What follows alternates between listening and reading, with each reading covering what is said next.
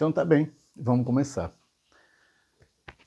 Eu quero, eu, eu quero dar continuidade a essa série que eu estou fazendo sobre tendências 2026 até 2030.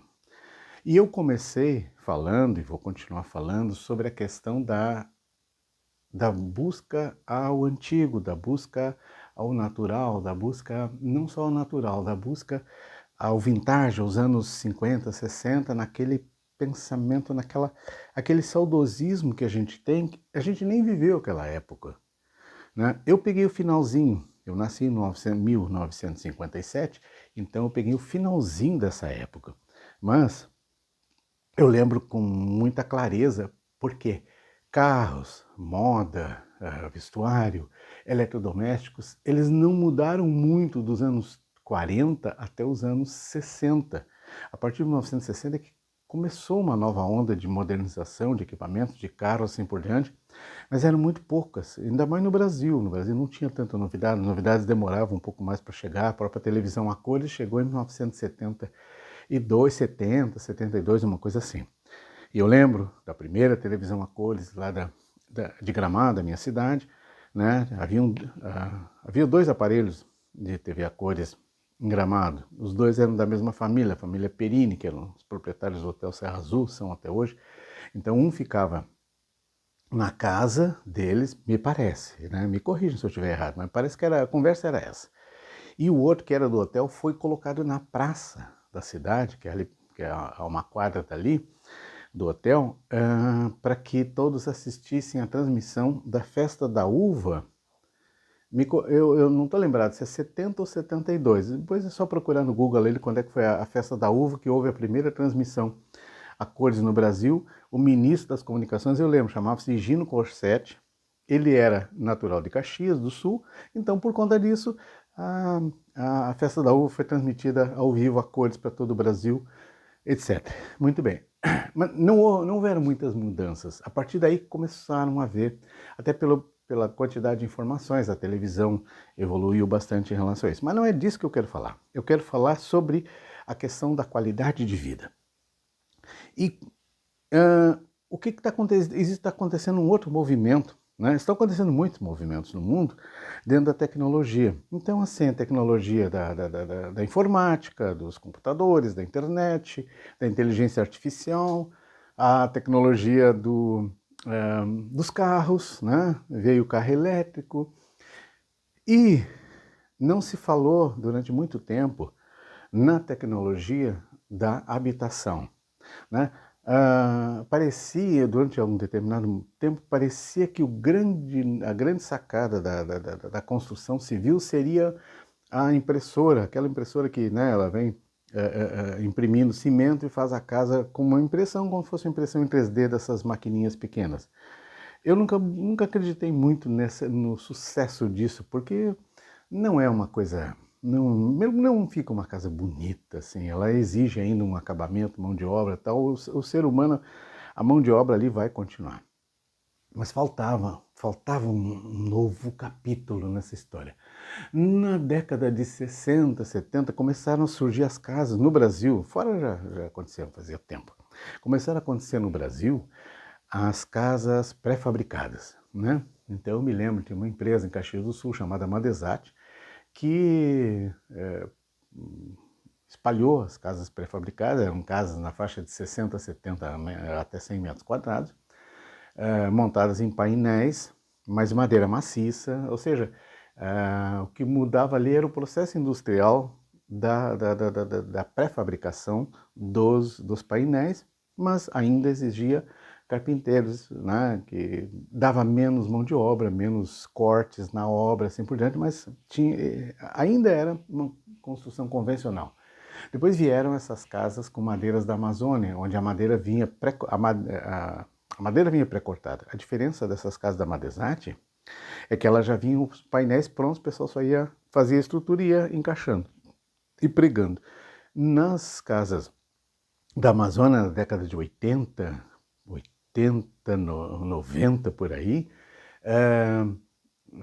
as empresas se especializaram em pré-cortar as madeiras, né, organizar os kits e depois eram montados no lugar, ou seja, facilitava bastante o trabalho, né? Uma casa levava menos tempo. Uma das coisas que leva bastante tempo para fazer uma casa é cortar, ajustar, moldar, e ela já vinha pré-cortar, as madeiras, vinham os kits, assim, ó, essa aqui é a parede tal, essa é a estrutura, assim, chegavam lá, encaixavam e pronto, acabou.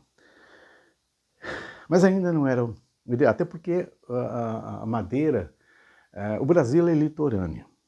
O Brasil é basicamente litorâneo, então a madeira e litoral não são uma combinação muito preciosa. A madeira é mais para a região montanhosa, para o frio, né? Ela tem mais conforto térmico, mas ela também tem desvantagens. Eu sempre gostei muito de madeira, sempre trabalhei com madeira. Minha casa era metade madeira, metade alvenaria, mas eu morava em Gramado, é diferente. Então, a valorização de uma casa de madeira comercialmente não é tão grande quanto uma casa de alvenaria. Nós temos a cultura portuguesa de fazer casa de cimento, areia, tijolo e pedra, e nós temos a cultura, sei lá, de onde que vem, do desperdício, onde 30%, 40%, até 50% dos materiais são desperdiçados e, consequentemente, do tempo, da mão de obra, tudo é desperdiçado. Então, a gente paga muito mais pelo desperdício do que pelo valor do objeto em si. Então, faltava uma resposta, à construção civil. Pois muito bem, essa resposta tinha que vir de alguém visionário, tá? E com muito dinheiro. E quem é visionário com muito dinheiro no mundo? Elon Musk, né? O cara que fez um foguete pousar de pé, recuperar foguetes, o cara que botou milhares de satélites para a gente usar a partir do celular, o cara que comprou uma rede social para propagar, né? Para espalhar suas ideias. Enfim, o cara que fez uma porrada de coisa e continua fazendo, e é o cara mais rico do mundo, sabe? Na casa já perto de $1 trilhão. O que ele fez? Quando eu digo agora, claro que o agora não é agora, essa semana, mas é uma coisa que vem embrionando. Naturalmente, ele não é o cara que faz, ele vai lá e descobre alguém que faz, ele patrocina, investe, se torna sócio e aí usa o seu potencial, né, e joga no mercado. As casas não são pré-fabricadas, vem um pacote, literalmente vem um kit em cima de um caminhão. E aí, quando descarrega, eles vão desdobrando, assim como sei lá, como um origami japonês, né? Vai dobrando, nesse caso vai desdobrando, abrindo, quando vê tem uma casa pronta, um kit pronto. E não é apenas uma casa, ela é uma casa moderna, confortável, bem estruturada,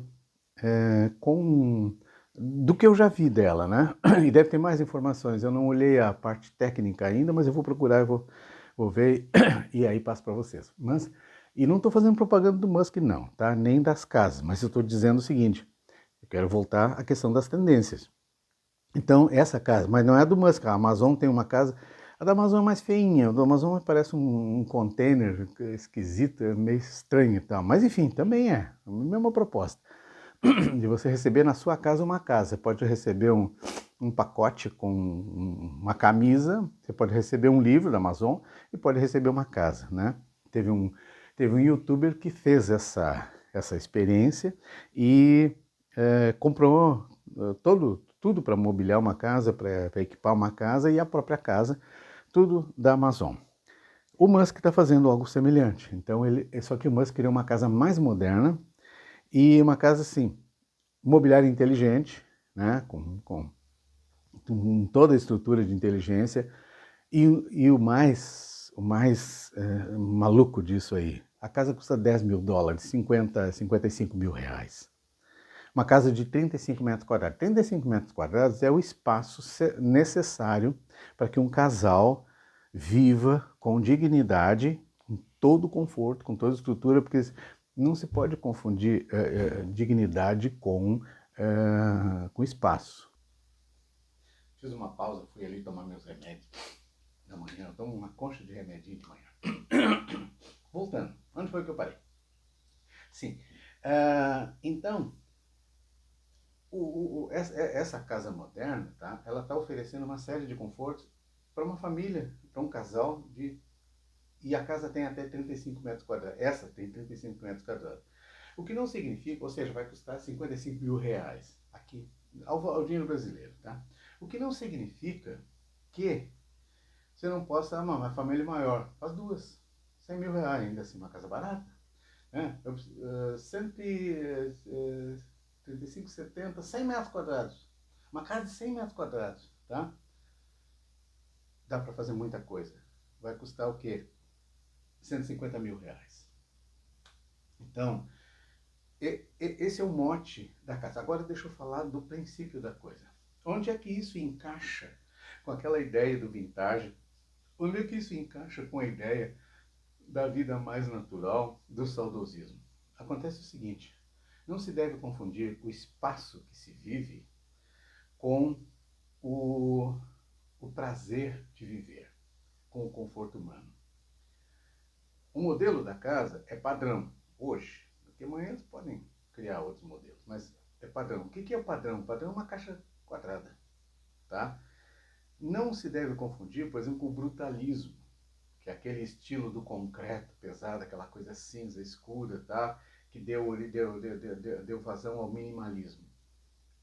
O brutalismo eu não gosto, de forma alguma. Mas o que eu gosto, o que eu não gosto, não tem a menor importância. O minimalismo, eu tenho uma certa... vamos dizer o seguinte, tem uma pontinha lá que eu acho legalzinho. É importante, necessário. O que vale não é o estilo que se coloca ali, mas como é que eu me sinto, como é que eu me coloco, como é que eu me posiciono dentro desse ambiente, dentro desse espaço. Então, assim, e aí entra para o campo da decoração. Eu posso ter uma caixa quadrada e decorar ela totalmente vintage. Posso fazer painéis vintage, eu posso fazer um mobiliário vintage, né? E assim por diante. É muito mais importante o sentimento das pessoas, a percepção de conforto de quem está ali dentro, do que o que está no entorno. E mais o conforto. Como é que funciona o conforto? O conforto é o seguinte, imagina um sapato bem confortável, né? Você está caminhando com um tênis velho, o tênis velho é o melhor que tem, né? Você está caminhando com um calçado confortável. Você fica lembrando que você está andando de tênis? Não fica. Calçado confortável é aquele que você esquece que ele existe. Casa confortável é aquela que você não fica se preocupando se esse móvel está me atrapalhando, se esse espaço está apertado. A casa confortável é aquela onde você se sente bem. Quando você se sente bem consigo, com as pessoas, com a vida, né? O que menos importa é o que está à volta. O que menos importa é o que está à volta. Quando você está confortável, você tem um sofá para sentar, para descansar, para chegar no fim do dia, se atirar ali, olhar a televisão, tá? Não importa quem fabricou aquilo ali. Importa o seguinte, você se integrou ao ambiente. Então, essa ideia do Musk não é do Musk, não. A ideia é de quem vendeu para ele, ele patrocinou a coisa e ele está vendendo como dele. Mas esse movimento dessas casas práticas de montar em 2, 3 dias, né, ou uma semana no máximo, ele tem muito mais a ver com exatamente o conforto, o prazer das pessoas. Por exemplo, você vai fazer uma casa, você planeja a casa. Leva meses para aprovar um projeto, leva meses para fazer o projeto, leva meses para fazer terraplenar o lugar, encontrar o terreno.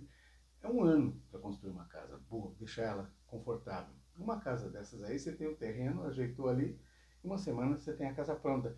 O resto do tempo você ganha em conforto, você ganha em qualidade de vida, assim por diante. Então, eu acredito que esse é um movimento que vai crescer bastante. Vai crescer bastante. Por mais resistência que possa haver dos puristas, dos extremados, não, tem que ser desse jeito, tem que ser daquele jeito, tá? Eu acho que esse é um movimento que vai crescer muito, que vai crescer bastante. E eu apostaria nessa ideia. Tá? Eu acho que essas casas vão... Hoje elas são casas para botar num terreno. Eles já têm projetos, eu já vi alguma coisa, de construir edifícios, né? Condomínios dessas casas. Imagina você tem um terreno aí de 360 metros quadrados, que é o tamanho normal de um terreninho, tá? Num terreninho desse aí, você coloca 5 casas dessas. Uma família assim, o avô, o filho, o neto, entendeu? A tia solteirona, o tio solteirão. As pessoas podem viver próximo das outras, criar um ambiente, também uma coisa que tem acontecido bastante, criar essas, vamos chamar de aldeias, né?